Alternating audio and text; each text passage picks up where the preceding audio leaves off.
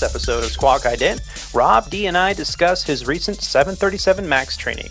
We also discuss a new FAA Order 2150.3C, which places special emphasis on enforcement programs through March 30th of 2021. We will also discuss how a 36-year-old man lived at the Chicago O'Hare Airport for over 3 months before he was finally detained by police. There are a few incidents in the news about 737s that we're going to hit on, and we'll explore an aviator from the past as we celebrate Cornelia Clark Fort and her contributions to aviation. All this and more on this, the 68th episode of the Squawk Ident Podcast. Now that our pre-flight is complete, let's get ready to push off the gate, start up our virtual podcast engines, and get ready for takeoff. Squawk Ident episode 68 is officially underway. To help me kick off episode 68 is a superb aviator and co-host. He's a former international and professional racquetball champion, a member of the 9G Club, an AMP and avionics tech, an RC aircraft commander, a boat skipper, a commercial drone operator, and currently a 737 pilot for Legacy Airlines. The name we use here on the show is an alias to our employer, a U.S. mainline carrier. From his fortress of isolation, where he just returned from some 737 MAX training, please help me in welcoming to the show from somewhere in Flower Mound, Texas, Mr. Rob D. Rob, how the heck are you? What up? I'm doing good, man. How you doing? I'm doing pretty damn good, man. You just ready to get this started. You just had 737 MAX training today. Today. Showtime was 6:30 in the morning. I was about 2 cups of coffee into it before I stepped into the classroom. So I needed all the caffeine I could get to get my day started, because we were in for about an hour and a half of briefings before we jumped in the simulator and got trained up on the MAX. So yeah, it was an exciting morning. It's been a long day, but and that's kind of cool when you live in base and home of the training center. You can just drive into the training. You don't have to deal with flying in the night before and checking into a hotel and all that stuff. Yeah, it was nice. So we I guess the way they lined this training session up was they actually had 4 pilots. So they had 2 captains and 2 first officers. And the second we walked into the room, we basically did our meet and greets and then figured out, okay, who lives where, who has to commute. And if you have to commute, you're going first so that you can try to get the first flight out of there. Oh, cool. And so me and one of the captains, fortunately, are from the Dallas area. So, we said, hey, we'll take the late session and you guys go in first, and hopefully you guys can get your commute flights out of here and get home to your families as soon as possible. So that went really good. Yeah. And so what's involved with, because I know you just had recurrent training recently. We talked about that on a previous show. And you had to come back to do your 737. Is it an AD you were telling me? How does that work? Yeah. So this training is part of the airworthiness directive implemented by the FAA to recertify the Boeing 737 MAX. So as part of the recertification process, all the pilots that fly the airplane have to go through this training course that I just participated in to not only recertify the airplane, but to recertify the airmen that fly the airplane and the check airmen, obviously, so that the airplane can be flown in revenue service. So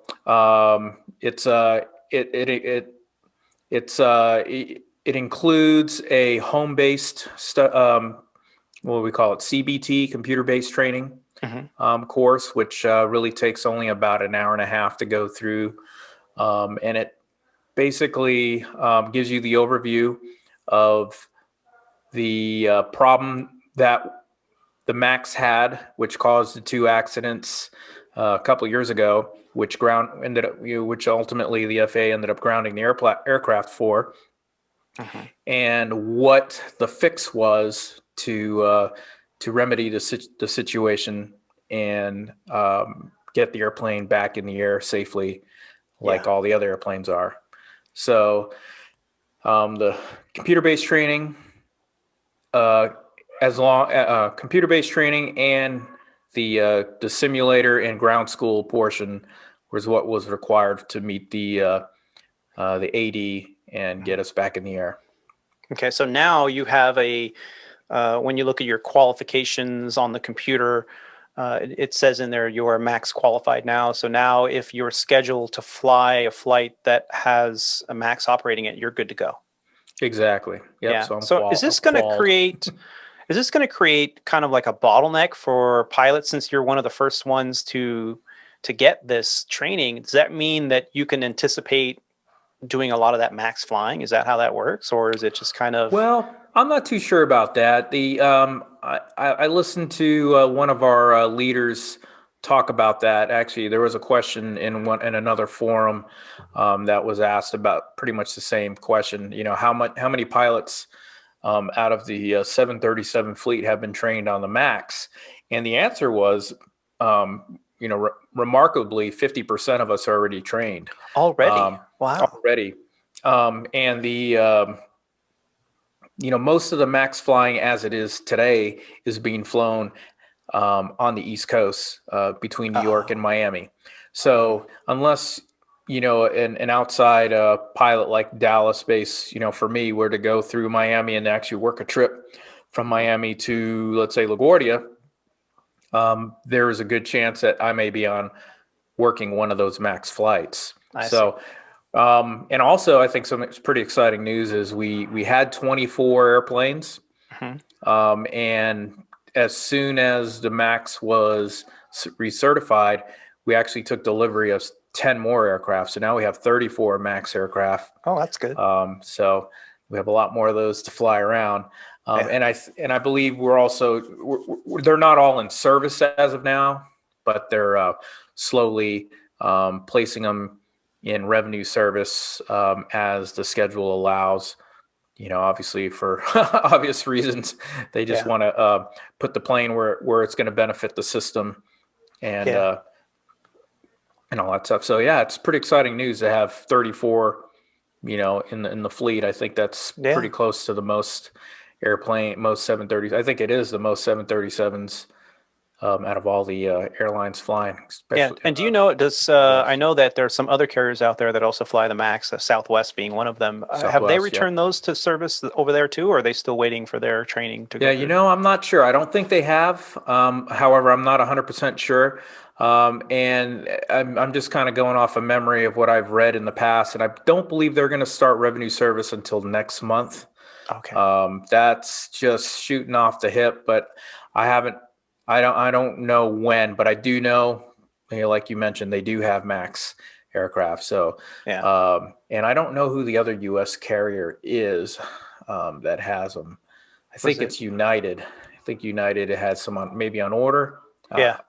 That's something we probably should research, but and they actually made headlines was it yesterday that they've opened up a vacancy bid. They have a vacancy for both first officers and captains, meaning new hires for first officers and upgrades for captains. So that's a pretty ahead of the game there in terms of growth, because we're still in kind of that cone of not really knowing for sure what's going to happen. That cone of confusion after March of 2021, because that's when, some of the stimulus is supposed to run out, and we're supposed to March, April timeframe, maybe even into May, depending on how this all turns up. But there's also articles out there that I read in the recent days indicating that there are signs that the rebound, as we've been talking about this rubber band effect, that people are going to be like, I'm sick and tired of being in my house with my wife and kids. We're going on vacation. And who knows? I'm going by myself. Who knows? I'm pretty sure the airlines, they keep close track of all this stuff. And, I think they're seeing future bookings, which is obviously the sign of people of people wanting to travel, pent up demand for travel. Yeah. I think they're seeing that future bookings are trending upwards. And so, I believe that, companies like Legacy and United and, even Delta and Southwest, they all want to make sure that they have their crews all trained up and ready to go. Because if demand does come back in a rapid fashion, they don't want to be left, they don't want to be behind that curve there, because that's revenue that's desperately needed. That's going to be left on the table, and possibly revenue that other airlines can pick up. So, and which, along those lines in this discussion, I don't think Legacy will furlough from this again. Now, I'm going to knock on a lot of wood right now because of that. But, I think because of what we just talked about, I really believe that they really, really are in a hard spot if they choose to do that, choose to furlough again. First of all, they have to send out all the warn letters. Right, so, and that's a process, and 90-day process for some states. Yeah, so, we haven't had that yet. So there's some relief. I mean, obviously, we just got the money, so that goes till like what we say, March 31st. I think April 1st is like April 1st. It runs out. March 31st. So I mean, well, this is all great news. Sure is. And we're just sitting here kind of speculating on what we're seeing as trending in the reactions from some of the other mainline carriers out there. Even some of the regional carriers have started to ramp up hiring. I saw that there's flight attendants, attendants being hired right now at some of the wholly owned regionals, which is great. So if you're working on your ratings out there and you're listening to the podcast, just keep plugging away.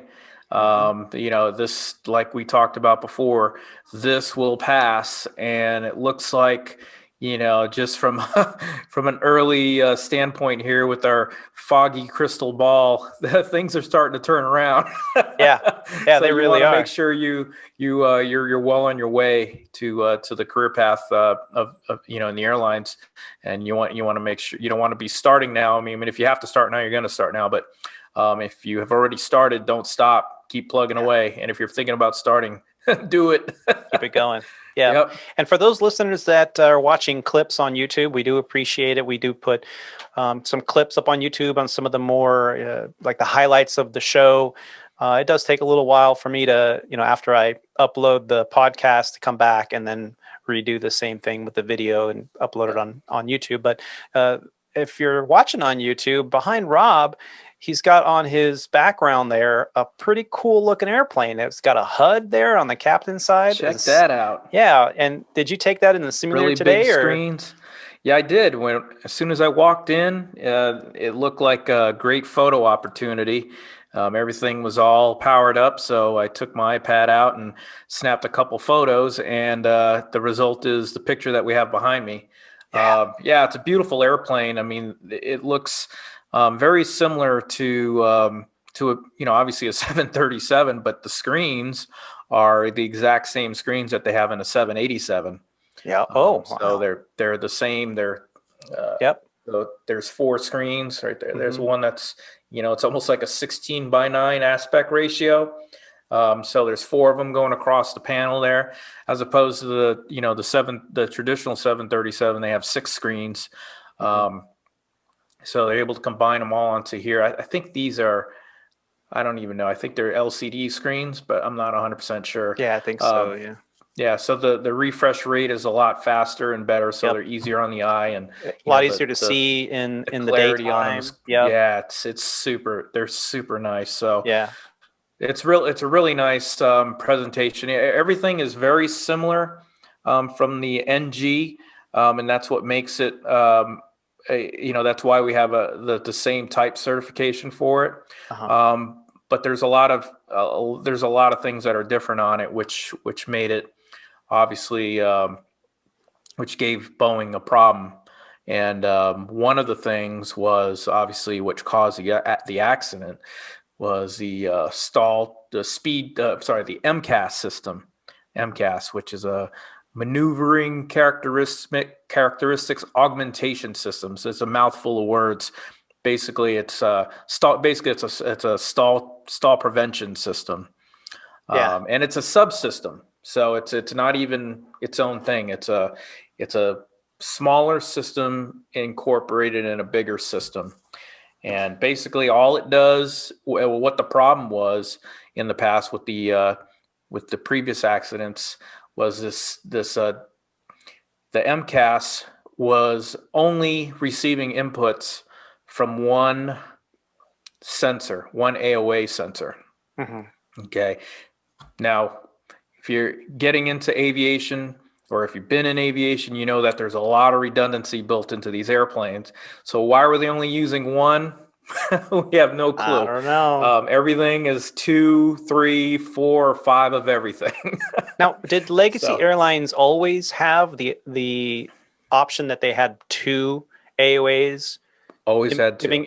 So in America, I don't think any U.S. carrier was using the cheaper option, which was the MCAS system was retaining the information from angle of attack from only one indicator. Yep. That was an option that some of the European or the Asian or non-U.S. carriers were using. Yep. So the odds of this happening in the U.S. even before all of this happening over the past 2 years was very unlikely.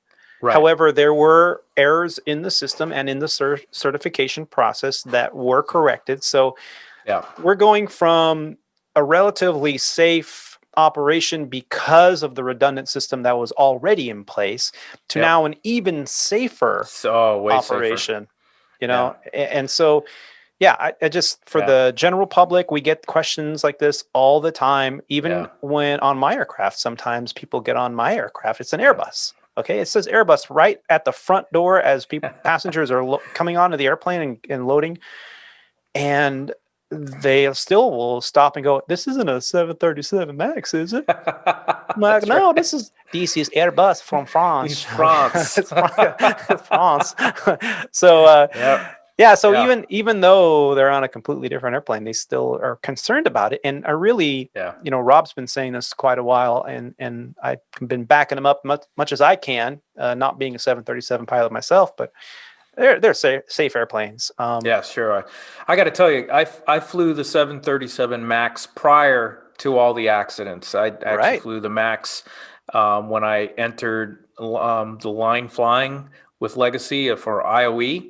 Yeah. And I flew it a few times after that. I probably had about, it's not a lot, but 25 hours under my belt in the MAX up until the time that they pulled them out of service. Yeah. And I got to tell you, it is a great flying airplane. And it's even back then, the airplane was safe in the particular configuration that Legacy Airlines has there, is like you were talking about, the 2 AOAs and everything like that. But I do want to mention that even though Legacy had the 2 AOAs option, the MCAS was still only getting information from 1 AOA. Really? So even in our aircraft, if there was, the problem with the AOA indicator, it would still trigger the MCAS. Basically, it's like a stabilizer trim runaway in the nose down position. Right. So we would be able to still defeat it. And one of the thing that would have given us a better chance of survival was that second AOA, because that second AOA would have been giving us true information, and we would have been able to disregard what we were being alerted to on one side of the airplane and concentrate on the good one, and can still continue to fly the airplane. And that was part of the training today. So, and to sum it up really quick in a nutshell, the fix for the airplane was software. It was all software. So linking the MCAS to the second AOA was that part. It's a software fix right there. But also the other problem was that the MCAS, whenever you entered that stall situation, what the MCAS was designed to do was to help the aircraft's nose, help the aircraft stall recovery by nudging the nose down with trim, with stabilizer trim.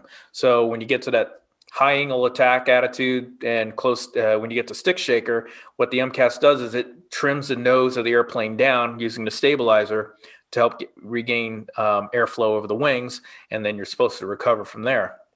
Well, the old software was doing that, but then what would happen is if you exited the situation, it would reset itself, and then if you get back into the stall again, it would do it again. And it would keep on doing it.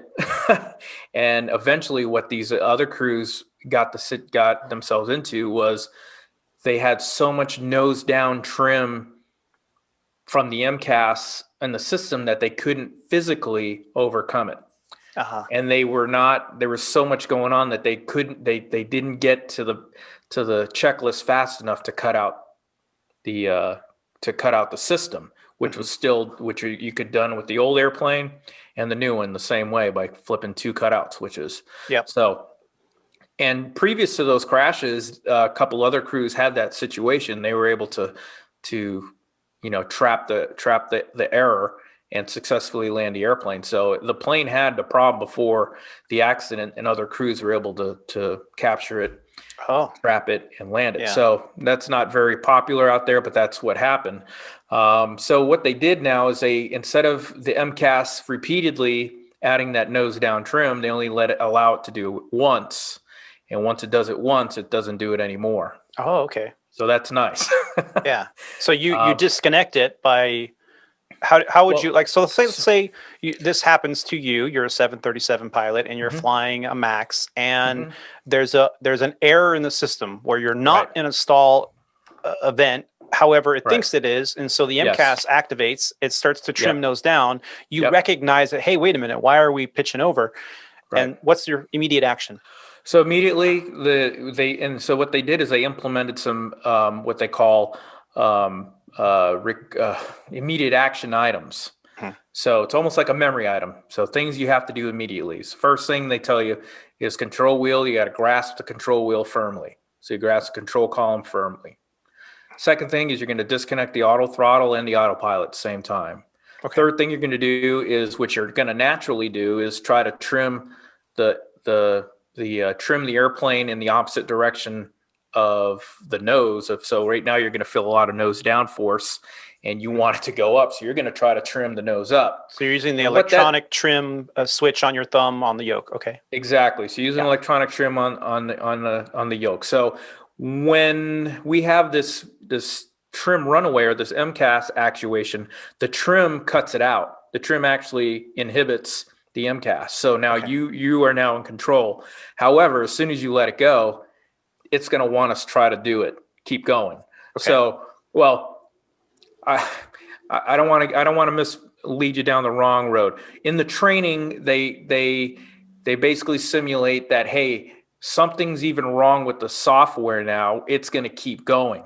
Okay. So when you hit the trim and you let it go, it's going to want to keep going. Not going to do it in a real airplane because the software has been fixed to only do it once.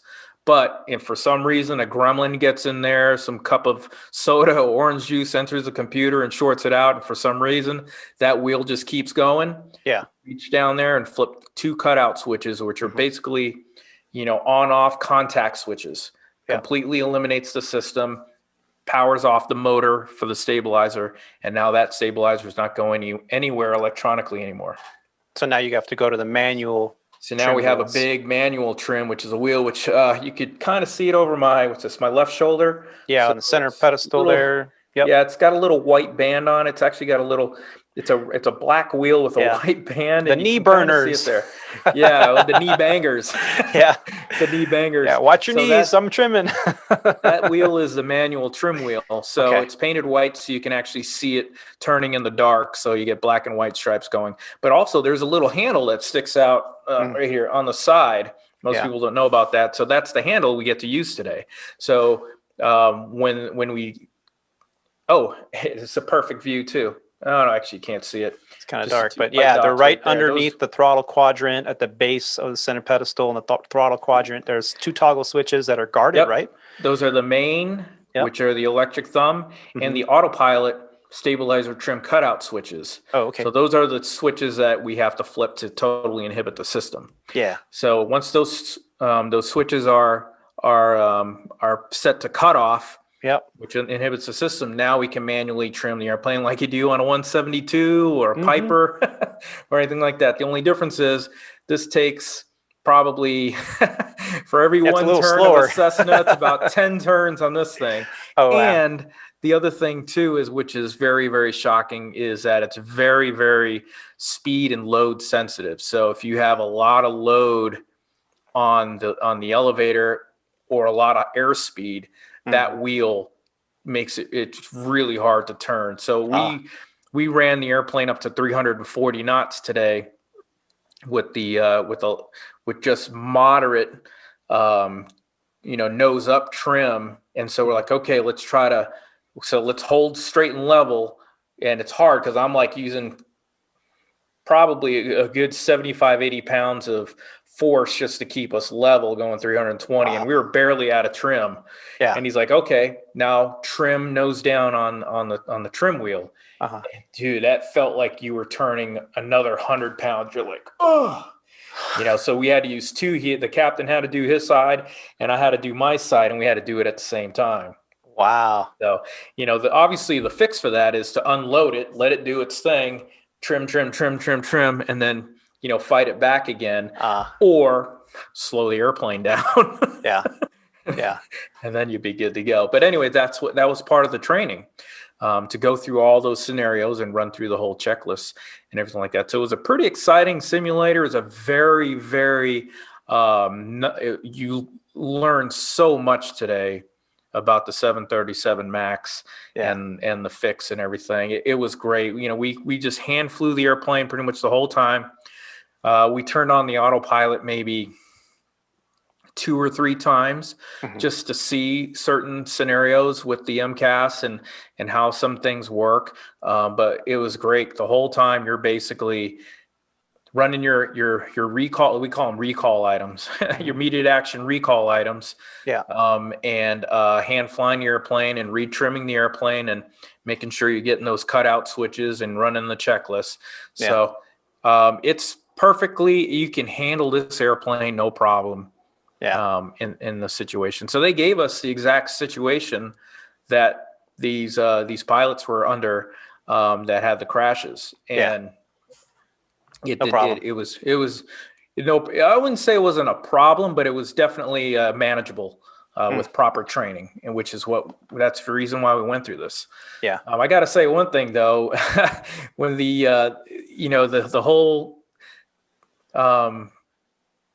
whole situation that these guys were in was pretty intense, because with the what happened was with the crash, both crashes, the Indonesia and I think it was Lion Air.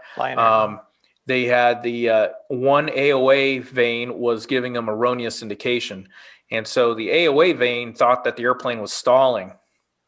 So that's what set off the MCAS to nose down trim on it. And since the AOA vane thought the airplane was stalling, we have a stick shaker in the airplane. So that thing was going off the whole time on the side. Well, it'd be on this airplane on that side. Captain's side. Okay. Captain's side. The stick shaker was going off the whole time and it never stopped. So you got to figure how long it takes for you to do a circuit pattern.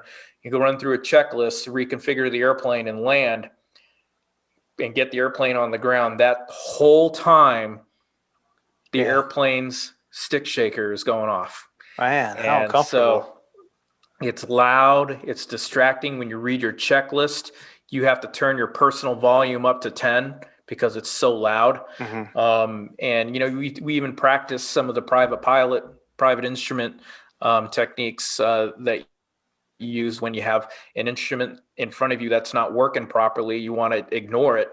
So one of the things we did was we determined that the captain's PFD wasn't any good to us anymore. Yeah.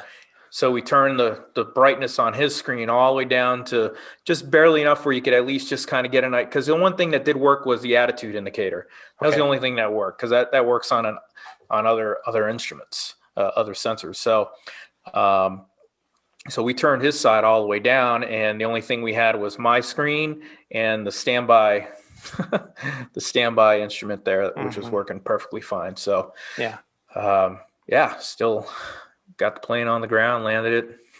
Yeah. Exciting stuff. Good way to spend a day in a simulator. How many hours were you in the sim? Yeah.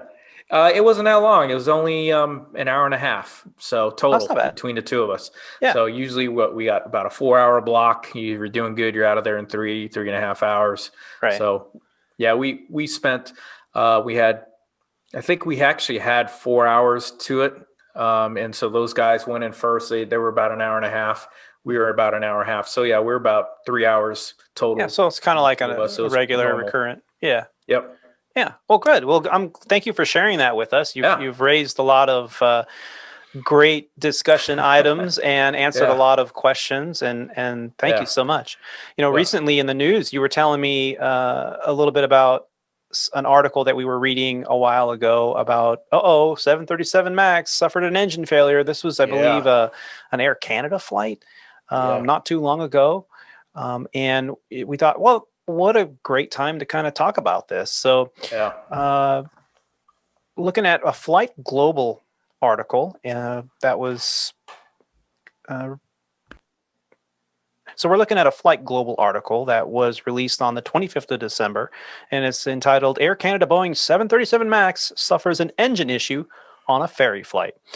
And according to this article by Pilar Wolfsteller, the Air Canada says that one of its reactivated Boeing 737 MAXs experienced an engine issue during a repositioning flight or a repo flight, bringing renewed scrutiny to the type that just weeks after it was recertified or recertificated following a 20-month grounding. Montreal-based carrier says that on the 25th, the aircraft was on a non-revenue flight from a storage facility in Arizona, in Marana Air Park in Arizona, to be exact. And the airline's home base in Montreal was what its destination was. There were 3 crew members on board, no other passengers, obviously. It's a repo flight. Shortly after takeoff, the pilots received an engine indication and, as part of normal operating procedures, in such situations decided to shut down one of the engines. The airline tells Flight Global. The aircraft then diverted to Tucson, where it landed normally and remains. Well, Tucson is not very far from Marana. It's like not even 10 minutes. So I think it's on the still underneath or just outside the, is it 30-mile veil, 20-mile veil of Tucson's Class C airspace? I think it's 20 for C. Yeah. But don't quote me on that. It's been a while. Right. But yeah, so they had an issue. Now, this could have been anything. Obviously, it's not a stall issue. It was an engine issue. And you park an airplane, especially one in the desert, for a long period of time. Sorry, 22.3 miles. I just did it on my 22.3 Jepson chart there. Nice. So yeah, this happened, and it was not a big deal. Obviously, it was a repo flight, and out of an abundance of precaution. Now, they didn't indicate what the indication was. It could have been anything from low oil pressure to anything. Right. Any of the items that the checklist would then indicate land as soon as possible or practical.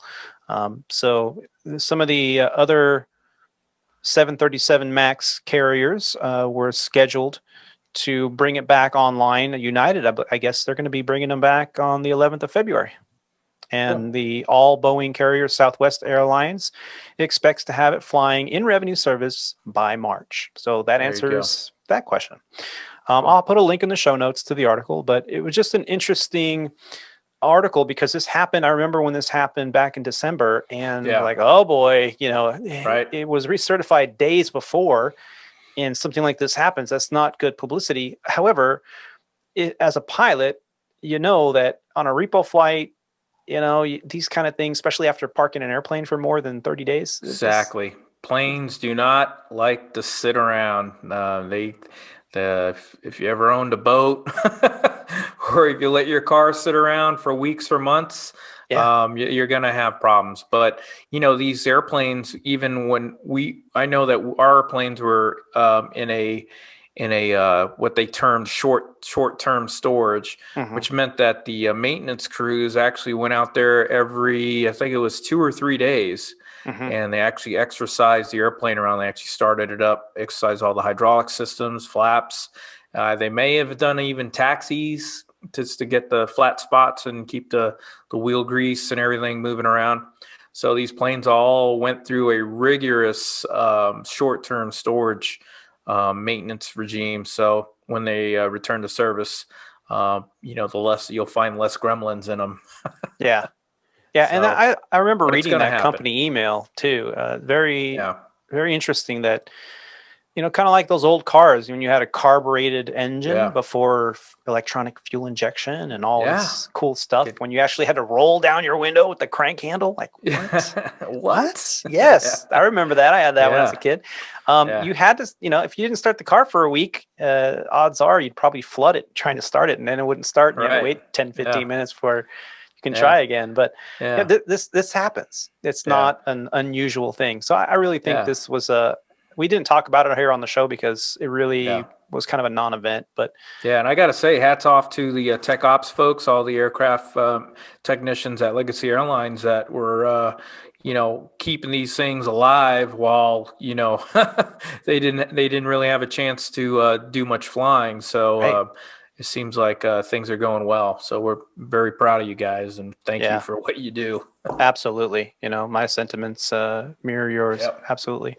But, there was a crash not too long ago. You were telling me about it. You sent me a link, the Indonesia crash. And, what to know about the Boeing airplane. This is an article from the New York Times published on the 10th of January of this year entitled Indonesia Crash, What to Know About the Boeing Plane. The 737-500 that crashed near Jakarta was a 26-year-old airplane. It was a workhorse for that company without the new technology that plagued the 737 MAX. So obviously, this plane crash had nothing to do with the MAX. But the minute they hear Boeing 737 and plane crash, they're going to assume, it's the MAX, but it wasn't. And this article goes on to indicate that the plane crash in Indonesia was carrying more than 60 people. And it comes at a difficult time in aviation for the giant Boeing, which has seen its reputation battered by years of investigations over deadly crashes. While the authorities are still looking for the cause, the plane that crashed on Saturday near Jakarta in the Indonesian capital was a 26-year-old 737-500, a workhorse model with a good safety record. The plane at the center of the Boeing crisis was a 737 MAX, a later version with faulty anti-stall software that led to 2 deadly crashes. Here's what you need to know about the Boeing plane in the Indonesian crash. Although it's unclear of why the plane crashed, the Sriwijaya, is that how you say that? I've been trying to...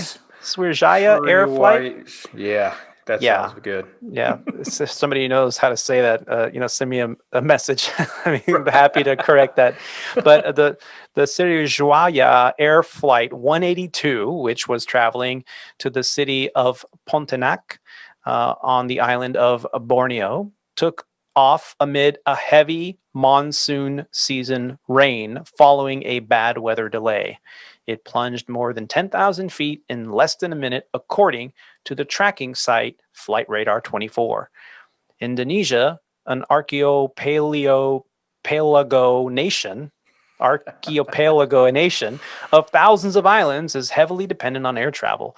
Though the country has a long history of aviation accidents, the Sriwijaya Air had not had a single fatal crash since it began operations in 2003.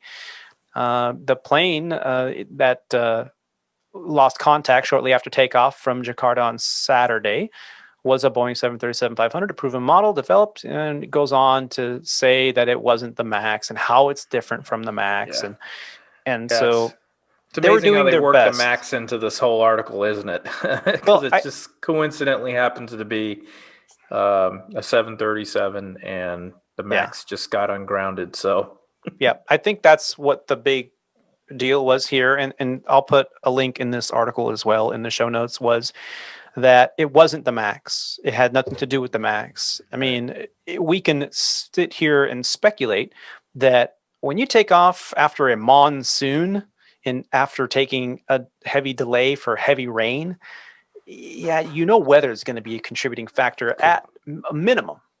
Yeah. So, yeah, we don't know what happened yet. Hopefully, we'll have more answers soon as the authorities over there investigate and possibly release some kind of findings here in the near future. I'd be interesting to see what caused this event. But again, focusing on it was not a MAX. It was just a 737-500, which has been around since 1989, I think, is when they launched the 500 series. But yeah, sounds about right. Yeah. Yeah. Crazy stuff. Well,